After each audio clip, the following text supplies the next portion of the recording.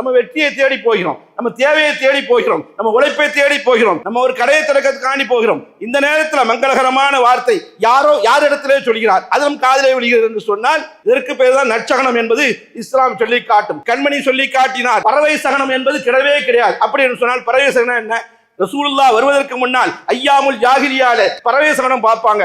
ஒண்ணு பறவை போய் கொண்டிருக்கும், என்ன பறவை இவங்க விடுவாங்க, விட்டு பார்த்து இந்த காரியத்தை தொடங்கலாமா அப்படின்னு பார்ப்பாங்க. வலது பக்கமா பறந்துட்டா வெற்றியை தரும் நம்பிக்கை. அந்த பறவை இவங்க பறக்க விட்ட பறவை இடது பக்கமா அவங்களுக்கு இடம் பக்கமா பறந்து விட்டால் துர்க்குரியா நினைப்பார்கள். ஆனால் ஒன்றே ஒன்று ஒரு சகனம் நல்லது என்று சொல்லி காட்டுகிறார்கள். என்ன சகனம் என்ன சொன்னா, சகனங்கள் சிறந்தது நற்குரியாகும் என்று சொல்கிறார்கள். கண்மணி ரசூலுல்லாஹ் சொல்கிறார்கள், ஃபைல் பார்ப்பது நல்லது, ஃபைல் பார்ப்பது சிறந்தது. ஃபைல் என்று சொன்னால் நற்சகனம், ஃபைல் என்று சொன்னால் நற்குறி, ஃபைல் என்று சொன்னால் நல்ல வார்த்தையை நம் ரோட்ல போகும்போது யாரையோ சொல்கிறார், அதற்கு பேர் ஃபைல்.